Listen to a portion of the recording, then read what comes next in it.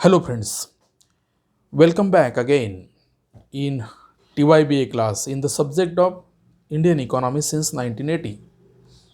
अर्थात 1980 नंतरच्या भारतीय अर्थव्यवस्थेच्या व्याख्यानामध्ये आपलं पुन्हा मनापासून स्वागत आहे. मित्र, मागच्या व्याख्यानामध्ये आपण मध्यवर्ती बँकेच्या व्यवस्थापनाविषयी आणि त्याच्या उद्दिष्टांबद्दलची माहिती, सविस्तर अशी माहिती आपण घेतली. या व्याख्यानामध्ये आपण मध्यवर्ती बँकेच्या नेमक्या कार्यांबद्दल आपण अभ्यास करणार आहोत. नेमकी कार्य किंवा नेमकं काम काय करते मध्यवर्ती बँक, या कार्यांचा सविस्तर आढावा आजच्या व्याख्यानामध्ये आपण घेणार आहोत. मध्यवर्ती बँकेच्या कामासंदर्भात किंवा त्याची कार्य जी आहे ती दोन भागामध्ये अभ्यासली जातात. एक कार्य आहे ज्याला आपण परंपरागत कार्य असं म्हणतो, ट्रॅडिशनल फंक्शन आहे मध्यवर्ती बँकेचं. आणि दुसरं जे फंक्शन्स आहे, दुसरं जे कार्य आहे ते प्रोत्साहनात्मक आणि विकासात्मक कार्य आहे. आणि त्यानंतरही थोडेफार इतर कार्य आहेत, परंतु आपण ट्रॅडिशनल फंक्शन्स आणि प्रोमेटिव्स आणि डेव्हलपमेंट फंक्शन जे आहे, डेव्हलपिंग फंक्शन जे आहेत, याच्या संदर्भामध्ये महत्त्वाची माहिती घेणार आहोत. परंपरागत कार्यांमध्ये आपण 7 प्रकारची कार्य अभ्यासणार आहोत. या 7 प्रकारच्या कार्यांच्या संदर्भातली PPT आपण बघतोय. पहिलं कार्य काय आहे? चलन निर्मिती व प्रचालन. दुसरं कार्य आहे सरकारची बँक. तिसरं कार्य आहे बँकांची बँक. चौथं कार्य आहे विदेशी चलन विनिमय व्यवस्थापन आणि नियंत्रण. पाचवं कार्य आहे पत नियंत्रण. आणि 6वं कार्य आहे सांख्यिकीय माहितीचे संकलन आणि प्रकाशन करणं. आणि 7वं कार्य आहे प्रशिक्षणाच्या सुविधा निर्माण करणं. आपण मागील व्याख्यानामध्ये यातील अनेक मुद्दे ओझरते आपण पाहिलेले आहे, परंतु त्याच मुद्द्यांचं आपण डिटेल विश्लेषण प्रत्येक मुद्द्याच्या संदर्भामध्ये आपण बघणार आहोत. पहिलं परंपरागत कार्य चलन निर्मिती करणं व तिचं प्रचालन करणं, ज्याला आपण इश्यू ऑफ करन्सी असं म्हणतो. जगातल्या इतर देशांच्या मध्यवर्ती बँकांप्रमाणेच भारत सरकारने सुद्धा रिझर्व्ह बँकेला चलन निर्माण करण्याची मक्तेदारी दिलेली आहे असं आपण म्हटलं. आता ही मक्तेदारी किंवा दिलेली आहे, परंतु ह्या नोटा कशा निर्माण केल्या जातात याचं सुद्धा कुतूहल सामान्य व्यक्तीसोबतच आपल्याला सुद्धा आहे की मध्यवर्ती बँकेने नोटा निर्माण करण्याची मक्तेदारी दिली म्हणजे किती नोटा छापाव्यात का? किंवा बऱ्याचदा असं म्हणतो आपण, अरे आपल्या देशात खूप मोठं दारिद्र्य आहे, गरिबी आहे, मग आपण लोकांना मध्यवर्ती बँकेने नोटा छापून या लोकांना 2-2, 5-5 लाख रुपये का देऊ नये? असं जर केलं तर फार मोठा अनर्थ निर्माण होऊ शकतो अर्थव्यवस्थेमध्ये. म्हणून मध्यवर्ती बँकेने किंवा जगातल्या कोणत्याही मध्यवर्ती बँकेला एक निकष नोटा निर्माण करण्याच्या संदर्भामध्ये पाळावा लागतो. भारतामध्ये सुद्धा मध्यवर्ती बँकेला अशा प्रकारची एक चौकट जी आहे ती चौकट निर्माण करून दिली आहे. या चौकटीमध्ये मध्यवर्ती बँकेला नोटा निर्माण कराव्या लागतात किंवा नोटांची छपाई करावी लागते. ती चौकट काय आहे तर मध्यवर्ती बँकेला, रिझर्व्ह बँक ऑफ इंडियाला 200 कोटी रुपयाचा किमान राखीव निधी बाळगावा लागतो. या निधीमध्ये 115 कोटी रुपये किमतीचं सोनं आणि 85 कोटी रुपयाच्या परकीय सरकारी कर्ज रोखे यांचं असं एकूण 200 कोटी रुपयाचा किमान प्रमाण निधी मध्यवर्ती बँकेला कायम बाळगावा लागतो. नोटा निर्माण करण्याची ही मर्यादित चौकट मध्यवर्ती बँकेला आहे. म्हणजे किमान प्रमाण निधी आणि कमाल प्रमाण निधी असे 2 निकष जगामध्ये मध्यवर्ती बँकांना पाळावे लागतात. भारतामध्ये किमान प्रमाण निधी ही चौकट ॲक्सेप्ट केलेली आहे. जगातल्या वेगवेगळ्या देशांनी कमाल प्रमाण निधीची चौकट ॲक्सेप्ट केलेली आहे. आणि म्हणून हा 200 कोटी रुपयाचा परकीय हा जो किमान प्रमाण निधी आहे, हा जोपर्यंत मध्यवर्ती बँकेकडे नसेल तोपर्यंत एकही रुपयाची नोट मध्यवर्ती बँक निर्माण करू शकत नाही, छापू शकत नाही. म्हणून या किमान प्रमाण निधीच्या आधारावर मध्यवर्ती बँक 2, 5, 10, 20, 50, 100, 500, 1000ची होती ती आपण रद्द केली, 2000ची काढली. जे मध्यवर्ती बँकेच्या नोटा निर्मितीच्या संदर्भात किंवा तिच्या मूल्याच्या संदर्भात निर्णय घेण्याचे अधिकार सरकारला असतात. म्हणून आपण 1000च्या नोटा मागे रद्द केल्या होत्या, 2000च्या काढल्या, 2000च्या पण रद्द होऊ शकतात. म्हणजे अशा रीतीने. परंतु आज आपण 2000च्या नोटांची छपाई करतो आहे. तर 50 पैसे, 1 रुपया, 2 रुपये, 5 रुपये, 10 रुपये अशा स्वरूपातल्या नाण्यांची सुद्धा निर्मिती करू शकतो. 1 रुपयाची नोट आणि 2 रुपयाची नोट 1 रुपयाची नोट मध्यवर्ती बँक छापत नाही, तर भारत सरकारचं वित्त मंत्रालय त्याच्यावर छापत असते. म्हणजे आपल्याला असं दिसेल की 2 रुपयाच्या नोटेपासून तर 2000च्या नोटांवर रिझर्व्ह बँक ऑफ इंडियाच्या गव्हर्नरची सही असते, तर 1 रुपयाच्या नोटवर भारत सरकारच्या वित्त मंत्रालयाच्या वित्त सचिवाची सही असते. हा फरक आपण लक्षात ठेवा की 1 रुपयाच्या नोटवर वित्त सचिवाची सही असते, 1 रुपयापेक्षा जास्त किमतीच्या ज्या नोटा असतात त्यांच्यावर मध्यवर्ती बँकेच्या गव्हर्नरची सही असते. म्हणजे अशा रीतीने चलन निर्मिती करणं आणि तिचं प्रचालन करणं मध्यवर्ती बँकेचं हे परंपरागत कार्य आहे. आणि म्हणून कोणत्या किमतीच्या नोटा निर्माण करायच्या यासाठी मध्यवर्ती बँक जी आहे ती हे काम करते. दुसरं परंपरागत कार्य आहे सरकारची बँक, जिला आपण बँक ऑफ गव्हर्नमेंट किंवा बँक टू गव्हर्नमेंट असं आपण म्हणतो. आता ही सरकारची बँक नाही का, तर ही सरकारची बँक आहे, पण तरीसुद्धा आपण तिचं कार्यामध्ये तिचा उल्लेख का करतो आहे, तर आपल्या देशामध्ये 2 प्रकारची सरकार असतात. एक केंद्र सरकार आणि दुसरं राज्य सरकार. आणि म्हणून या 2 सरकारचा आर्थिक व्यवहार सांभाळण्यासाठी मध्यवर्ती बँकेला सरकारची बँक म्हणून भूमिका निभवावी लागते. आणि म्हणून केंद्र आणि राज्य सरकार यांची बँक म्हणून मध्यवर्ती बँकेला कार्य करावं लागतं. रिझर्व्ह बँक सरकारचा रोख निधी सांभाळते, तसंच सरकारच्या जशा ठेवी सांभाळल्या जातात, कारण सरकारच्या ठेवी का सांभाळल्या जातात, सरकारला विविध मार्गांनी जे उत्पन्न मिळतं ते सरकार मध्यवर्ती बँकेच्या त्यांच्या अकाउंटमध्ये ठेवतं. सरकारचं पण अकाउंट असतं. जसं आपलं कुटुंब एक आपलं सरकारच आहे ना. आपल्याला मिळालेले जे पैसे असतात, जो पगार असतो तो बँकेच्या खात्यामध्ये असतो आणि तीच बँक आपल्याला अडचण आली तर कर्ज पण देते. तसं सरकारचं आहे. सरकार एक व्यक्ती या दृष्टिकोनातून आपण जर तिचा विचार केला तर आपल्याप्रमाणे सरकारचं सुद्धा बँकिंग व्यवहार असतात, परंतु सरकारला फक्त मध्यवर्ती बँकेमध्येच व्यवहार करावं हे बंधन आहे आणि आपल्याला डायरेक्ट मध्यवर्ती बँकेकडे जाता येत नाही. आपलं खातं आपल्याकडे ती ब्रँच नसल्यामुळे आपल्याला मध्यवर्ती बँकेमध्ये प्रत्यक्ष व्यवहार करता येत नाहीत. आपण व्यापारी बँकांच्या शाखांमध्ये व्यवहार करतो. म्हणजे असा सुद्धा एक फरक आपल्याला लक्षात घ्यायला पाहिजे. म्हणून सरकारच्या निधींचा सांभाळ करणं, अडचणीच्या काळामध्ये सरकारला कर्ज उपलब्ध करून देणं बाजारातनं, त्याच्यानंतर सरकारची जी देणीघेणी आहे ती सुद्धा मध्यवर्ती बँकेला मिटवावी लागते. तसेच सरकारी रोख्यांची खरेदी विक्रीसुद्धा मध्यवर्ती बँक बाजारामध्ये करत असते. सरकारला आर्थिक व वित्तीय सल्ला देण्याचं काम मध्यवर्ती बँक करते. कोशागार हुंड्यांची वटवणूक मध्यवर्ती बँक करते. पुनर्वटवणूकसुद्धा करते. मागच्या कालखंडामध्ये पंचवार्षिक योजना राबवण्यासाठी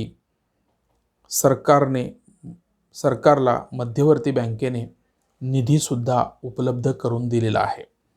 त्याचबरोबर आंतरराष्ट्रीय बँका व वित्तीय संस्थांमध्ये सरकारचा प्रतिनिधी म्हणून काम करणे, सरकारला आंतरराष्ट्रीय बाजारातून कर्ज उपलब्ध करून देण्याचं महत्त्वाचं काम मध्यवर्ती बँक करते. म्हणजे सरकारची बँक म्हणून किती मोठी भूमिका मध्यवर्ती बँकेला निभवावी लागते हे या विविध बाबींवरनं आपलं लक्षात येईल.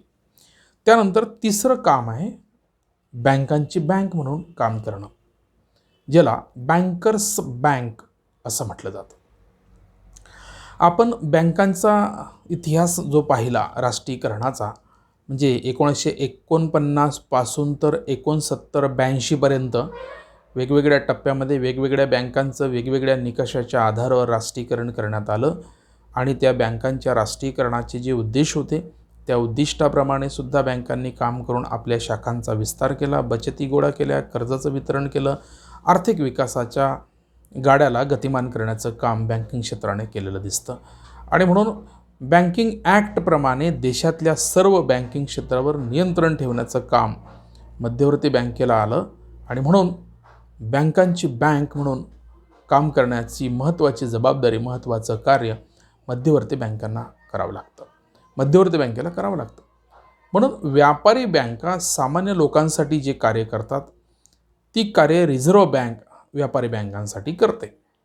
जसं मी तुम्हाला आधीच्या मुद्द्यामध्ये सांगितलं की आपल्याला डायरेक्टली मध्यवर्ती बँकेमध्ये व्यवहार करता येत नाही, परंतु व्यापारी बँकांना मात्र मध्यवर्ती बँकेकडेच व्यवहार करावा लागतो. आणि म्हणून जसे बँकांचा रोख निधी सांभाळणं, बँकांना कर्ज उपलब्ध करून देणं, बँकांच्या व्यवहाराचं नियमन व नियंत्रण करणं, व्यापारी बँकांकडून कोषागार व व्यापारी हुंड्यांची वटवणूक व पुनर्वटवणूक करणं, बँकांसाठी निरसन गृहांची व्यवस्था करणं, क्लिअरिंग हाऊसेसची व्यवस्था करणं, त्यानंतर बँकांना अंतिम ऋणदाता म्हणून मदत करणं, बँकांच्या वैधानिक रोखीवर लक्ष ठेवणं इत्यादी महत्त्वाचं काम बँकांची बँक म्हणून मध्यवर्ती बँकेला करावं लागतं. जर असं झालं नसतं तर व्यापारी बँकांनी फार मोठा धुमाकूळ अर्थव्यवस्थेमध्ये निर्माण केला असता. कारण प्रत्येक व्यापारी बँकेचं संचालक मंडळ वेगवेगळं आहे, त्यांच्या पॉलिसीज वेगवेगळ्या असू शकतात, परंतु रिझर्व्ह बँकेच्या नियमाप्रमाणे देशातल्या कोणत्याही बँकिंग क्षेत्रात काम करणाऱ्या वित्तीय संस्थेला त्याचं पालन करावं लागतं. आणि म्हणून वेगवेगळ्या प्रकारच्या कर्जाचे दर किती असावे, कर्जाच्या व्याजाचे दर किती असावे, कोणत्या प्रकारचं कर्ज किती प्रमाणात दिलं पाहिजे, किती कालावधीसाठी दिलं पाहिजे, बचती गोळा करत असताना सुद्धा बचतीवर कोणत्या बँकांना किती प्रमाणात जास्तीत जास्त व्याज देता येईल, कर्जावर जास्तीत जास्त व्याज किती घेता येईल, याच्या संदर्भातले निकष मध्यवर्ती बँकेने ठरवून दिलेले असल्यामुळे बँकिंग व्यवसायामध्ये फारसा गोंधळ निर्माण झालेला आपल्याला दिसत नाही. असं जर झालं नसतं तर बँकिंग क्षेत्रावर विश्वास राहिला नसता, प्रस्थापित झाला नसता. आणि म्हणून एकूणच बँकिंग क्षेत्रावर लोकांचा विश्वास प्रस्थापित करण्यासाठी मध्यवर्ती बँकेची भूमिका अत्यंत महत्त्वाची ठरते. आणि म्हणून बँकांची बँक म्हणून कार्य करत असताना बँकांना नियमामध्ये, बँकिंग रेग्युलेशन ॲक्टमध्ये बँकांचं कामकाज चाललेलं आहे की नाही हे पाहण्याची जबाबदारी मध्यवर्ती बँकेची असते. आणि म्हणून मध्यवर्ती बँकेचं ऑडिट प्रत्येक व्यापारी बँकेला, पतसंस्थेला करून घ्यायचं असते. ऑडिटमध्ये मध्यवर्ती बँकांच्या व्यवहाराची सर्व सखोल अशी तपासणी करत असते. रिझर्व्ह बँकेच्या नियमबाह्य जर एखाद्या बँकेने काम केलं असेल तर त्या बँकांवर मोठ्या प्रमाणात दंडात्मक कारवाई किंवा त्या बँकांचे लायसन्स रद्द करण्याची सुद्धा कारवाई मध्यवर्ती बँक करत असते.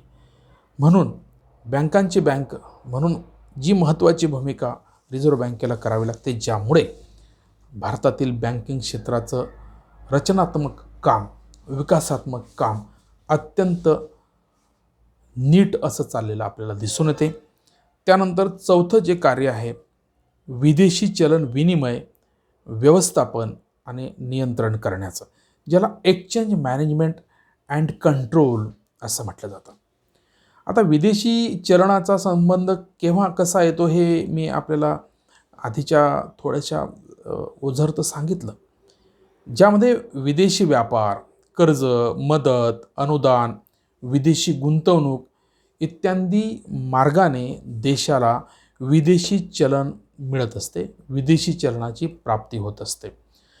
त्या विदेशी चलनाचा साठा सांभाळण्याची जबाबदारी ही मध्यवर्ती बँकेची असते.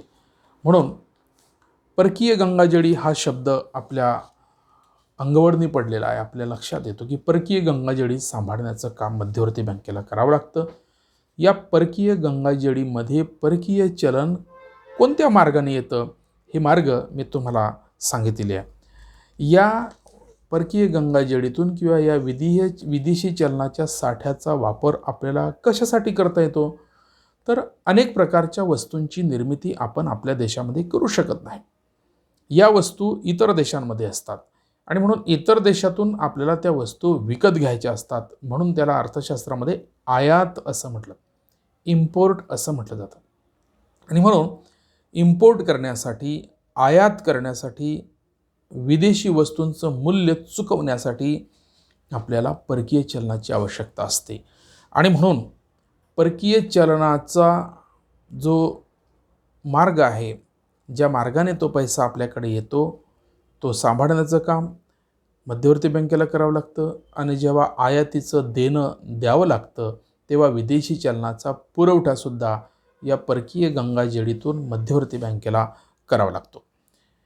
विदेशी चलनाचे रुपयात किंवा रुपयाचे विदेशी चलनात रूपांतर करण्यासाठी विदेशी चलन विनिमय दरानुसार मध्यवर्ती बँक करत असते. $1 किती रुपयाचा आहे, तो दर कसा ठरतो, याच्या संदर्भातलं काम विदेशी विनिमय दर त्याला असं म्हटलं जातं.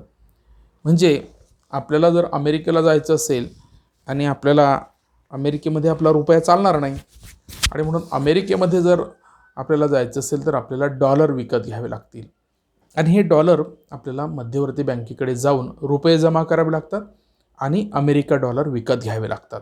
आता एखादी वस्तू विकत घेण्यासाठी आपण जेव्हा जातो तेव्हा त्या दुकानदाराला आपण विचारतो, काय किलो दिलं, काय पाव दिलं, काय लिटर दिलं, काय मीटर दिलं. याच पद्धतीने अमेरिकन डॉलर किंवा जगातल्या विविध देशांच्या चलनाचे दर ठरलेले असतात. आणि म्हणून अमेरिकन डॉलरबद्दल गेलं तर आपल्याला मध्यवर्ती बँकेचा एक रेट आहे की 70 रुपयाला एक अमेरिकन डॉलर मिळेल, 55 रुपयाला मिळेल. म्हणजे अशा रीतीने अमेरिकेची चलन किंवा चलनाची किंमत किंवा विदेशी चलनाच्या किमती ह्या कमी जास्त होत असतात. जागतिक अर्थव्यवस्थेतील चढ उतारांवर ह्या सगळ्या गोष्टी डिपेंड असतात. आणि म्हणून विदेशी विनिमयाच्या दरानुसार रुपयाचं विदेशी चलनात रूपांतर करणं आणि विदेशी चलनाचं भारतीय रुपयामध्ये रूपांतर करण्यासाठी विनिमय दर हा मध्यवर्ती बँकेला निश्चित करावा लागतो. त्या दरानुसार या विनिमय दरानुसार विदेशी चलनाची आणि भारतीय रुपयाची घेवाणदेवाण करण्याचं काम मध्यवर्ती बँकेला करावं लागतं. त्याला रिझर्व्ह बँक विनिमय दराचं व्यवस्थापन आणि नियंत्रण असं म्हणते.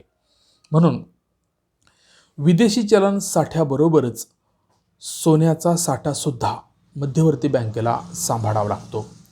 विदेशी चलन साठा आणि सोन्याच्या साठ्याला गंगाजळी असं म्हटलं जातं. गंगाजळी कमी झाली तर त्याचा देशाच्या विदेश बाजारावर किंवा देशाच्या विदेशात असणाऱ्या पतवर, क्रेडिटवर त्याचा परिणाम होतो.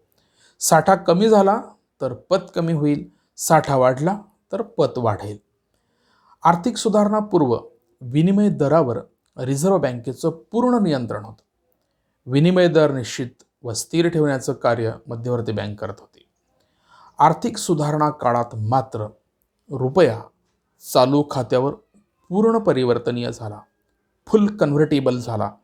त्यावर रिझर्व्ह बँकेचं आता नियंत्रण राहिलेलं नाही करंट अकाउंटवर. मात्र भांडवली खात्यावर रुपयाच्या परिवर्तनीयतेवर रिझर्व्ह बँकेचं मात्र नियंत्रण आहे. म्हणजेच कन्व्हर्टेबिलिटी हा विषयसुद्धा आपल्यासाठी फार महत्त्वाचा आहे. आता तो कन्व्हर्टेबिलिटीबद्दल या ठिकाणी आपल्याला जास्त विश्लेषण करता येणार नाही, कारण आपल्या व्याख्यानाचा विषय तो नाही. परंतु पुढच्या कुठल्या तरी व्हिडिओमध्ये आपण कन्व्हर्टेबिलिटी भारताच्या चलनाच्या संदर्भात, विदेशी चलनाच्या संदर्भात, करंट अकाउंटवर आणि कॅपिटल अकाउंटवर कशा पद्धतीची होत असते त्याचं विश्लेषण आपण नंतरच्या व्हिडिओमध्ये प्रासंगिक मुद्द्याच्या अनुषंगाने आपण ते करणार आहोत. पाचवं महत्त्वाचं कार्य आहे पत नियंत्रण, ज्याला आपण क्रेडिट कंट्रोल असं म्हणतो. आपण असं म्हटलं की मध्यवर्ती बँक नोटा निर्माण करते, चलन निर्माण करते, तर देशातल्या व्यापारी बँका पतपैसा निर्माण करत असतात, क्रेडिट मनी निर्माण करत असतात. म्हणजे पैसा आणि पतपैसा अशा दोन प्रकारचे पैशाचे प्रकार भारतामध्ये आपल्याला दिसून येतात. जगातल्या कोणत्याही देशामध्ये ते दिसून येतात, परंतु आपल्या भारतीय अर्थव्यवस्थेच्या संदर्भामध्ये आपण त्याचा वेगळ्या पद्धतीने अभ्यास करणार आहोत. म्हणून पत निर्मिती करणं व्यापारी बँकांचं कार्य आहे, पैसा निर्माण करणं मध्यवर्ती बँकांचं काम आहे. म्हणजे भारतीय अर्थव्यवस्थेमध्ये चलनामध्ये पैसा आणि पतपैसा असा मिळून एकूण पैशाचा मोजदाद केली जाते. एकूण पैसा किती आहे, तर प्रत्यक्ष पैसा किती आहे अधिक पतपैसा किती आहे याचा अंदाज आपल्याला घ्यावा लागतो. आणि यावरून आर्थिक विकासाचा वेग अर्थव्यवस्थेमध्ये कशा पद्धतीने आहे याची तपासणी आपल्याला करता येते. आणि म्हणून पतपैशाच्या संदर्भात पतनिर्मिती कशी होते तोही मुद्दा आपल्याला या ठिकाणी विश्लेषणात्मक पद्धतीने बघता येणार नाही. परंतु पत नियंत्रण हे मध्यवर्ती बँकेच्या कार्याचा महत्त्वाचा भाग आहे, तो आपण इथं बघणार आहोत. व्यापारी बँका प्राथमिक ठेवीच्या आधाराने पतनिर्मिती करत असतात.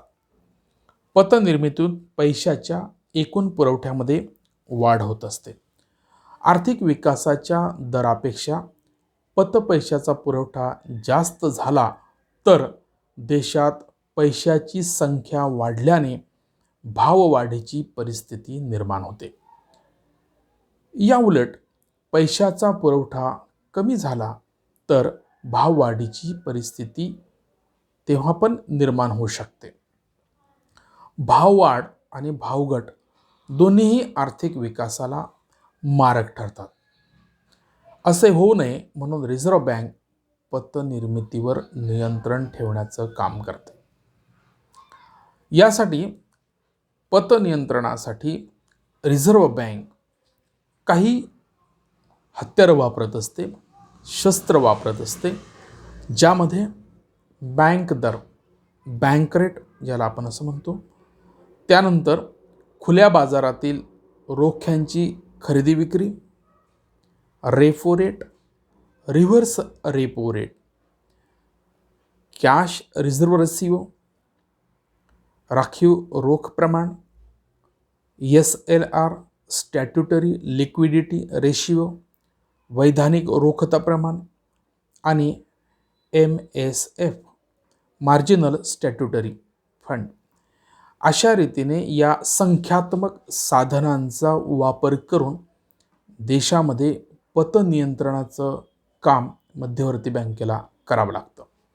जर पत या संख्यात्मक साधनांच्या माध्यमातून पतनियंत्रण आटोक्यात आलं नाही तर मध्यवर्ती बँक गुणात्मक साधनांचा वापर करून पतनियंत्रण कंट्रोल करण्याचा प्रयत्न करत असते किंवा पतनियंत्रण करण्याचा प्रयत्न करत असते.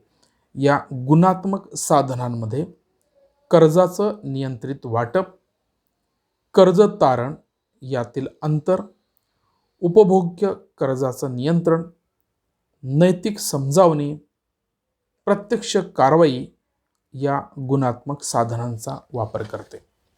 म्हणजे पतनियंत्रण करण्यासाठी पतनिर्मिती कशी आर्थिक विकासाला पोषक ठरेल एवढ्याच प्रमाणात झाली पाहिजे.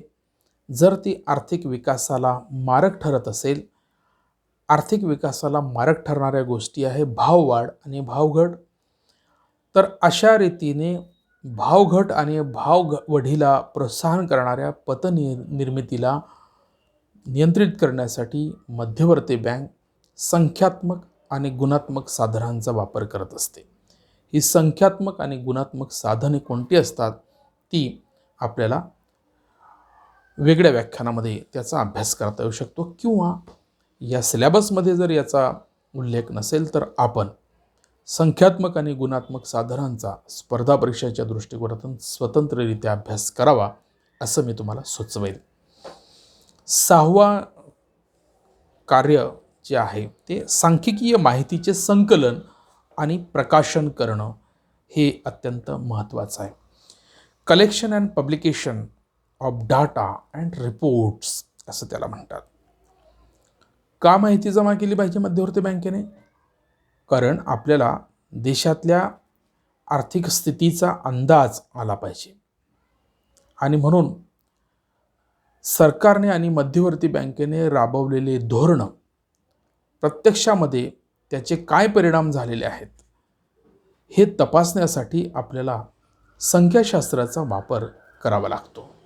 लोकांच्या हातात पैसा दिला, लोकांनी खरंच खरेदी केली की नाही, लोकांनी खरंच उपभोग घेतला की नाही, लोकांनी खरंच मागणी केली की नाही, मागणी केली असेल तर उत्पादनाची प्रक्रिया झाली की नाही, उत्पादनाची प्रक्रिया झाली असेल तर रोजगार वाढला की नाही, लोकांच्या दरडोई उत्पन्नात किती वाढ झाली, लोकांच्या राहणीमानात वाढ झाली की नाही, हे सगळं आपल्याला संख्यांच्या माध्यमातून समजून घेता येते.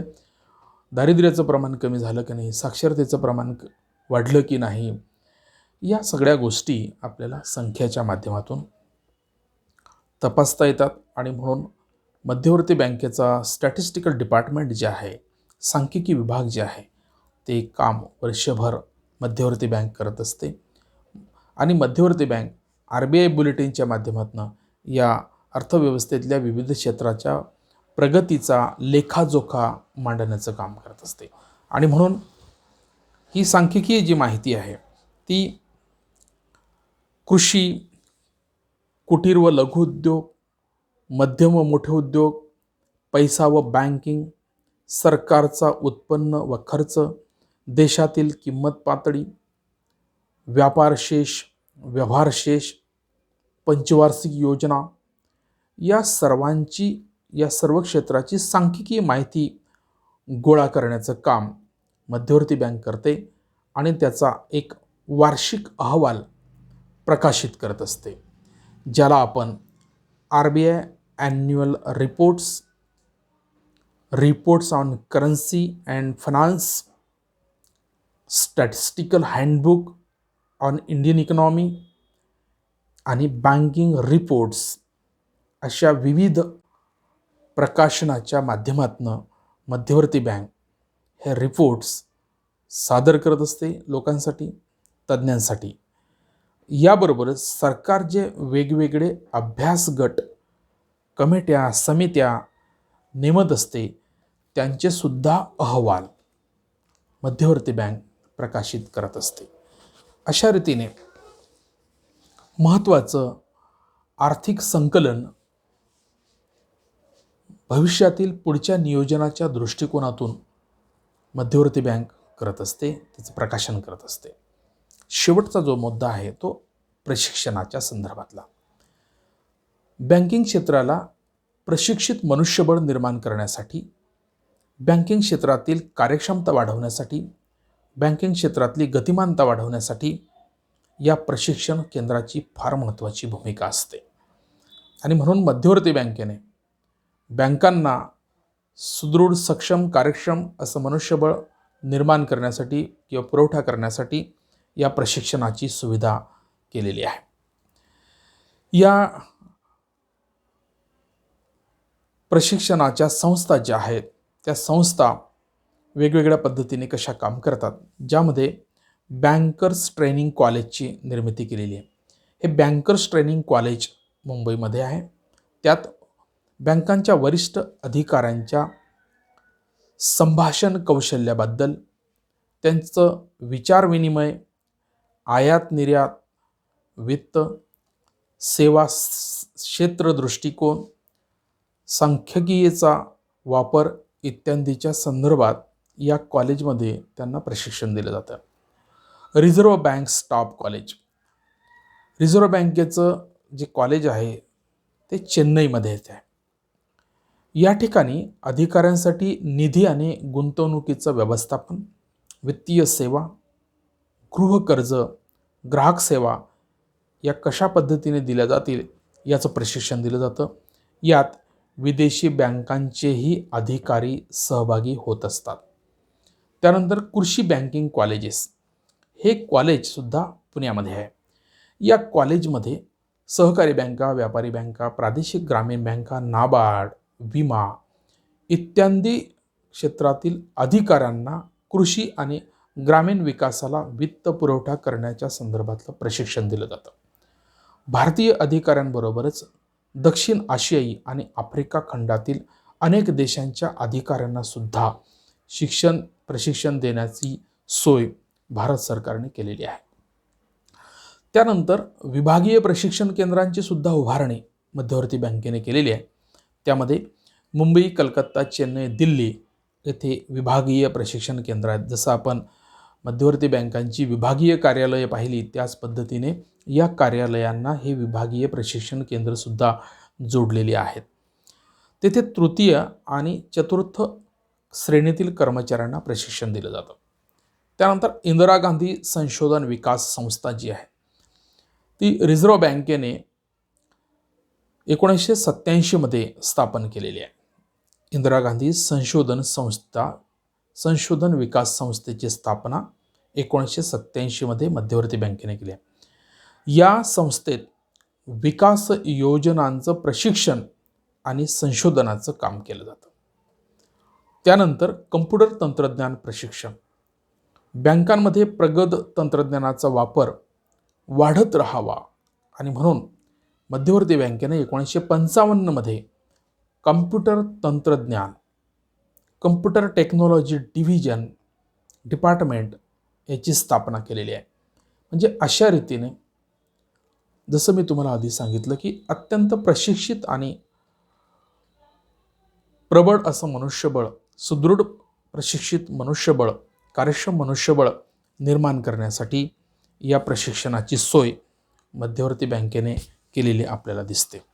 अशा रीतीने ही 7 जी कार्य आहे ती 7 कार्य मध्यवर्ती बँकेची परंपरागत कार्य आहे असं म्हटलं जातं. यासोबतच मध्यवर्ती बँकेला प्रोत्साहनात्मक, प्रमोशनल अँड डेव्हलपमेंट फंक्शन, विकासात्मक कार्य करावे लागतात. या प्रमोशनात्मक आणि विकासात्मक कार्यामध्ये प्रत्यक्ष आणि अप्रत्यक्षपणे वित्त पुरवठा करून आर्थिक विकासाला प्रोत्साहित करण्याचं महत्त्वाचं काम केलं जातं. आर्थिक विकासाबरोबरच सामाजिक विकासालाही प्रोत्साहित करण्याचं काम मध्यवर्ती बँक करते. म्हणजेच मध्यवर्ती बँकेची भूमिका तिच्या उद्दिष्टांच्या अनुषंगाने किती महत्त्वाची आहे हे आपल्याला लक्षात येऊ शकते. ही कार्य पूर्ण करण्यासाठी मध्यवर्ती बँकेने वेगवेगळ्या टप्प्यांवर वेगवेगळ्या बँकांची निर्मिती केलेली आपल्याला दिसते. त्यामध्ये या बँकांच्या संदर्भामध्ये PPTमध्ये आपण 6 प्रोत्साहनात्मक आणि विकासात्मक कार्यांचा उल्लेख केलेला आहे.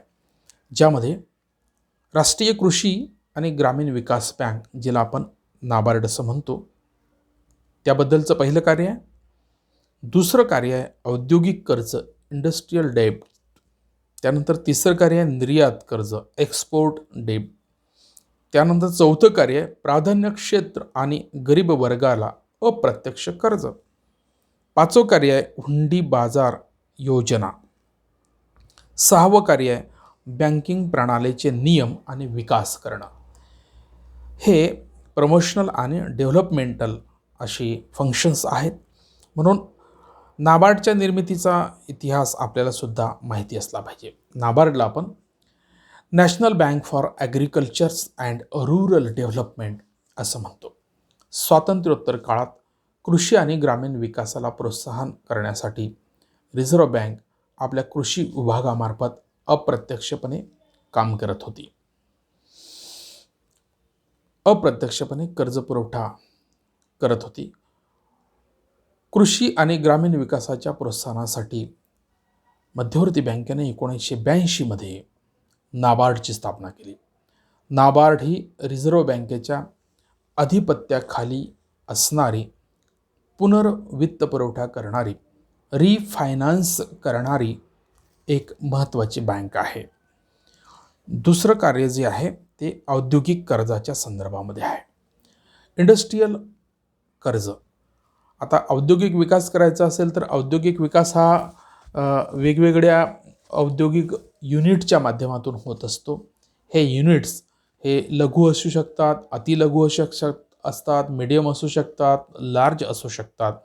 आणि अशा वेगवेगळ्या युनिटला सुद्धा आपल्याला आर्थिक पुरवठा करता यावा यासाठी ही व्यवस्था आहे. आणि म्हणून औद्योगिक कर्ज हे जे आहे हे देशातील कुटीर उद्योग, सूक्ष्म व लघु उद्योग, मध्यम व मोठे उद्योग यांना थेट वित्त पुरवठा करता यावा म्हणून रिझर्व्ह बँकेने 1957 मध्ये औद्योगिक कर्ज विभाग सुरू केला. आता औद्योगिक वित्त महामंडळ, औद्योगिक विकास बँक, राज्य वित्तीय महामंडळ, सिडबी, ICICI यासारख्या संस्थांची सुद्धा स्थापना मध्यवर्ती बँकेच्या उद्दिष्टानुसार वेगवेगळ्या कालखंडाप्रमाणे झालेले आपल्याला दिसून येते.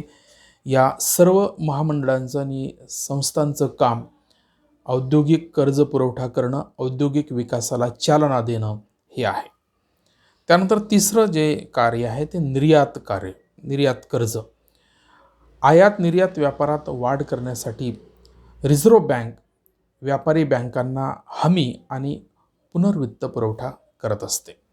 सवलतीच्या दराने कर्ज देत असते. आयात निर्यात व्यापाराला कर्ज पुरवठा करण्यासाठी मध्यवर्ती बँकेने एक्झिम बँकेची स्थापना केलेली आहे. ही एक्झिम बँक आयात निर्यातीला कर्ज पुरवठा करत असते. या बँकेमार्फत कर्जाबरोबरच चलन विनिमय सुद्धा केला जातो. त्यानंतर प्राधान्य क्षेत्र आणि गरीब वर्गाला अप्रत्यक्ष कर्जाचा पुरवठा केला जातो. यासाठी विभेदात्मक व्याजदर योजनेअंतर्गत रिझर्व्ह बँक प्राधान्य क्षेत्र आणि गरीब वर्गाला 4% सवलतीच्या व्याजदराने कर्ज देत असते. ही कर्जे व्यापारी बँकेमार्फत दिली जात असतात. शेतकऱ्यांना शेतकी कर्ज जे आहे ते 4% प्रमाणे मिळतं. सहकारी बँकांना सुद्धा सवलतीच्या दरामध्ये मध्यवर्ती बँकेकडनं कर्ज मिळतं. असं साधारण कर्ज घेण्यासाठी आपण जर व्यापारी बँकेकडे गेलो तर व्यापारी बँकेचे व्याजदर 10% वर असतात. पर्सनल लोन घ्यायला गेलं तर 12-15% असतं. आणि हाऊसिंग लोन घ्यायला गेला, कार लोन घ्यायला गेला, TV, फ्रीज, कूलर घ्यायला गेला तर यांची कर्जाचे दर वेगवेगळे असतात. परंतु गरिबांना आणि शेती वर्गाला वेगवेगळ्या प्रकारच्या विभेदात्मक व्याजदर नीतीचा फायदा देऊन त्यांना आर्थिक मदत केली जाते. आणि म्हणून प्राधान्य क्षेत्र हे वर्गीकृत झालेले आहेत. गरीब लोक कोण आहेत त्यांचा पण एक शेड्यूल तयार आहे, त्यांची सुद्धा एक व्याख्या बनवलेली आहे. या व्याख्येतील APL आणि BPL लोकातील अंडर जी लोक आहेत त्यांना उन्नतीसाठी वेगवेगळ्या प्रकारच्या योजना कशा राबवल्या जातील आणि त्या योजना राबवण्यासाठी निधीची उपलब्धता कशा पद्धतीने होईल अशा प्रकारची indirectly promotional and developmental functions मध्यवर्ती बँकेला करावे लागते. हुंडी बरोबर योजना. नेक्स्ट जे काम आहे, रिझर्व्ह बँक व्यापारी बँकांनी वटवलेल्या कोषागार व व्यापारी हुंड्यांची पुनर्वटवणूक करून व्यापारी बँकांना अल्पकालीन कर्ज उपलब्ध करून देत असतात. हुंडी बाजारामुळे देशातील नाणे बाजार संघटित व विकसित होण्यास मदत होत असतो. आणि म्हणून हुंडी बाजाराला विकसित करण्यासाठी प्रत्यक्ष आणि अप्रत्यक्षपणे मध्यवर्ती बँक महत्त्वाची भूमिका निभावत असते. त्यानंतर 6वं क्षेत्र जे आहे की बँकिंग प्रणालीचे नियमन आणि विकास करणं. देशातील ग्रामीण आणि नागरी भागात बँक व्यवसायाचा विकास आणि विस्तार करण्यासाठी रिझर्व्ह बँक मदत करत असते. बँकांना बँक व्यवसायाचे पालन करण्यास प्रेरित करत असते. त्यानंतर कधीकधी सक्तीसुद्धा करत असते. जर बँकांनी ऐकलं नाही तर बँकांवर कारवाईसुद्धा करत असते. आणि म्हणून banking systems regulations and development हे अत्यंत महत्त्वाचं काम मध्यवर्ती बँकेला करावं लागतं. त्यासोबतच इतर काही कार्य मध्यवर्ती बँकेची आहेत. त्यामध्ये मध्यवर्ती बँक, रिझर्व्ह बँक आपला जो मागणी रोखा आहे तो मागणी रोखा काढते, बँक पोस्ट बिल तयार करते, ते प्रचलन करते, त्याचे वितरण करते.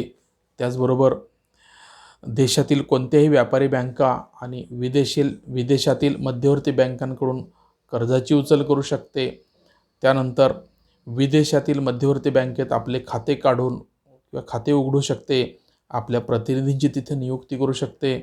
त्याचबरोबर सोने, विदेशी चलन यांचीसुद्धा खरेदी विक्री करू शकते. अशा रीतीने या व्याख्यानामध्ये आपण मध्यवर्ती बँकेच्या ट्रॅडिशनल फंक्शन्स आणि प्रमोशनल अँड डेव्हलपमेंटल फंक्शन्स याच्या संदर्भात आणि अदर फंक्शन यांच्या संदर्भामध्ये अतिशय महत्त्वपूर्ण अशी माहिती घेतलेली आहे. यानंतर दुसऱ्या व्याख्यानामध्ये आपण विकास बँकांच्या संदर्भामध्ये अभ्यास करणार आहोत. मित्रहो, याही व्याख्यानाचा आपण सखोल असं श्रवण करावं, मनपूर्वक श्रवण करावं, त्याच्या नोट्स काढाव्यात आणि अभ्यास करावा या माध्यमातून. पुन्हा मी दर व्हिडिओत आपल्याला नेहमीप्रमाणे विनंती करतोय की कोरोनामुक्तीसाठी भारताला सोबत करा. आपलं आरोग्य आपल्या हातात ठेवा. आपल्या कुटुंबाची सुरक्षितता आपण करा. देशाच्या आरोग्य यंत्रणेवर बोज बनू नका.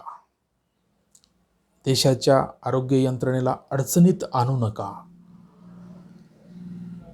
कमीत कमी डॉक्टरकडे जाण्याचा प्रयत्न करा. आपली आरोग्य व्यवस्था आपण सांभाळा. तरच आपल्याला भविष्य आहे, आपल्या देशाला भविष्य आहे. अन्यथा आपल्याला आपल्या देशाला खूप वाईट परिस्थितीला सामोरे जाण्याची शक्यता आहे. मेडिकल इमर्जन्सी येते की काय अशा प्रकारच्या शक्यता निर्माण होत आहेत. म्हणून सावधगिरीने कोरोनाशी सामना करा. आर्थिक प्रगतीसुद्धा साध्य करा आणि कोरोनासुद्धा हटवण्याच्या संदर्भामध्ये आपली भूमिका निभवा. दुहेरी भूमिका देशाला वाचवण्यासाठी आणि कोरोनाला मारण्यासाठी आपल्याला करावी लागणार आहे. मित्रहो, चॅनल सबस्क्राईब केलं नसेल तर करा.